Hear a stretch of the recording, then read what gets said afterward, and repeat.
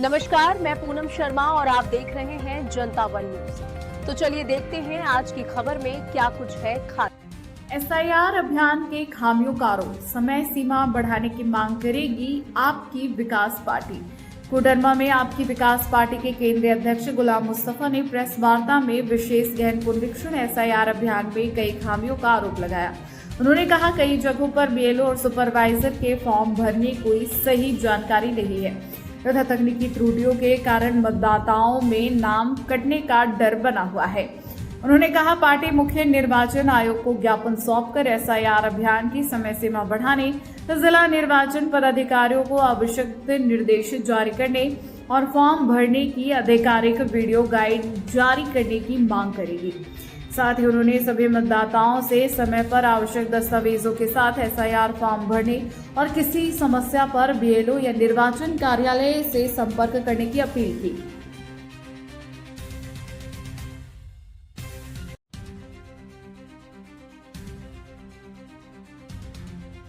क्या बोलते हैं, पोलियो दिखना है तो फिर इधर देखना है, तो उनसे भी उनको माइंड थोड़ा सा डिस्टर्ब हो जा रहा है और जो सही जानकारी होना चाहिए लोगों को नहीं मिल पा रहा। इसी के लिए हमने कमीशन को लिखा कि आप उन पर समय सीमा बढ़ाई जाए और जो त्रुटियां हैं इसमें कमी किया जाए। ये सही है कि एसआईआर होना भी चाहिए था, क्योंकि जो डेट कर गए हैं उनका नाम हटना चाहिए। जो नई पीढ़ी के जो 18 वर्ष के लोग आ रहे हैं उनका नाम जुड़ना चाहिए, लेकिन जुड़ना तो चाहिए और मृतकों का नाम भी करना चाहिए। लेकिन इसमें जो हमारे झारखंड के मूलवासी हैं, जो देश के वासी हैं, वो डरे हुए हैं। तो ये डर को दूर करना ये भारत निर्वाचन आयोग का काम है और इसी के लिए हमने पत्र लिखा है कि ये समस्या को दूर करिए। लोगों के अंदर जो भय है कि नाक कट जाने के बाद, मैंने ये भी कहा कि अगर किसी अंधा से आप सवाल करिए कि भाई अगर आपका आंख नहीं है तो आंख का कीमत बताइए, तो वो अंधा व्यक्ति बताएगा आंख का कीमत क्या है। तो जिसका नाम, मेरा कहने का मतलब है कि जिन व्यक्ति का नाम एसआईआर में कट गया उनसे पूछिए वो कितना दुखी और परेशान है।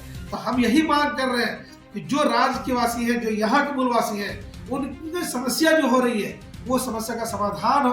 तीसरी बात है, जो अहम बात है कि झारखंड राज्य एक बहुल आदिवासी राज्य है, जहाँ आदिवासी समुदाय से सरकार चल रही है, लेकिन वो भी सरकार सिर्फ खामोश बैठी हुई, सिर्फ नजारा देख रहे हैं।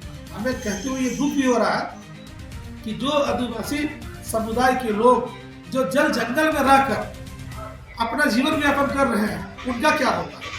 क्या कभी आपने सरकार के देखा कि आदिवासियों के लिए, मूलवासियों के लिए, झारखंड वासियों के लिए कोई दशा दिशा, कोई गाइडलाइन आया होगा? अभी इसमें सरकार को चाहिए था कि त्वरित एक्शन लेते हुए तमाम जिला निर्वाचन पदाधिकारियों के साथ मॉनिटरिंग करना चाहिए और उनसे वार्ता करना चाहिए। जहाँ जहाँ कमियां हो रही है, जहाँ जहाँ त्रुटियां हो रही है, वो त्रुटियों का सॉर्ट आउट करना चाहिए।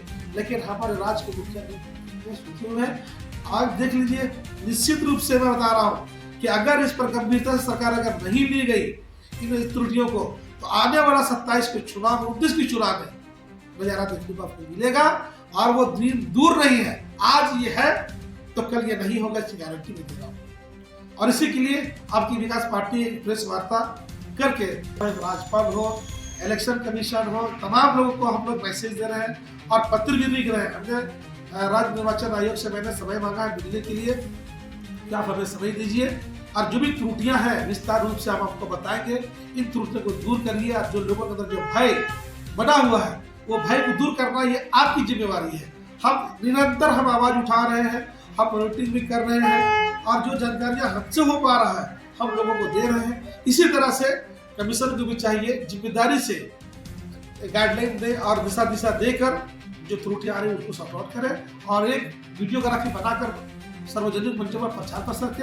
आप देखेंगे कहीं राज्य में कहीं भी देखें आप ये इलेक्शन, ये एसआईआर की इतना बड़ा अहम कार्यक्रम चल रहा है इस राज्य में, लेकिन कहीं भी देखें तो कहीं प्रचार प्रसार हो रहा, कहीं कुछ नहीं।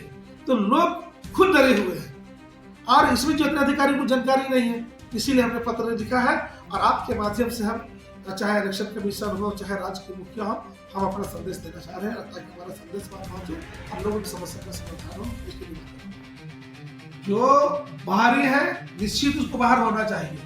मैंने कहा है कि जो झारखंड की झारखंडी है, जो भारत के भारतीय है, जो भारत के मूलवासी हैं, जो झारखंड के मूलवासी हैं, जिनको जो सस्पेक्टेड में डाला गया है, अभी हम सभी बूथों पर चले जाइए आप, हर बूथों पर आपको 1200-1300 वोटर मिलेंगे। उसमें से 400-500 लोगों का सस्पेक्टेड में नाम आ गया। किस लिए? कि पहले कोई राहुल था, अब बाद में हो गया राहुल कुमार, कोई था गुलाम मुस्तफा, बाद में हो गया एमडी गुलाम मुस्तफा, तो ये सस्पेक्टेड हो गया। ऐसा क्यों? अगर नाम में, अगर स्पेलिंग में अगर कोई अगर सुधार कर रहा है, अगर मेरा नाम गुलाम मुस्तफा है, ठीक है, अगर हम मोहम्मद गुलाम मुस्तफा लिख लिए तो क्या हो गया? तो ये सस्पेक्टेड में आ गया। अब क्या है कि इनका नाम SIR में परेशानियों के सामने से करना पड़ेगा। अब क्या है कि कमीशन के द्वारा इसको नोटिस मिलेगा, ठीक है, फिर ये डॉक्यूमेंट्स देंगे, फिर उसका नाम सत्यापन होगा। तो भाई क्यों, ऐसा क्यों? जब हम सिर्फ सत्यापन कर रहे हैं ना, हम मान ली के नाम राहुल कुमार कोई था और हो गया, अब राहुल से पहले राहुल था, अब राहुल कुमार हो गया, गुलाम मुस्तफा तो मोहम्मद गुलाम मुस्तफा हो गया, तो यही नाम सस्पेक्टेड हो गया जिसको। और फार्म वो क्या भरेंगे, ये गाइडलाइन नहीं था, समझ गए? जैसे 2003 में आपका नाम राहुल था, ठीक है, अब हम वही राहुल भरेंगे और बाद में हमारा नाम हो गया राहुल कुमार हो गया, तो ये अनसस्पेक्टेड नाम हो गया। यही सब त्रुटियां हैं जो कमीशन के द्वारा दूर नहीं की गई है।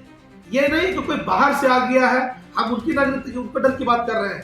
यही डर है कि भाई रेड, जैसे भी 3 तरह के, जैसे आप ऐप खोलेंगे, BLO का कोई ऐप है, ठीक है, जिस BLO का ऐप है उस BLO को हम इसको भेजेंगे, उसको नंबर पर OTP जाएगा, वो OTP जब देंगे तो ये साइट खुलेगा।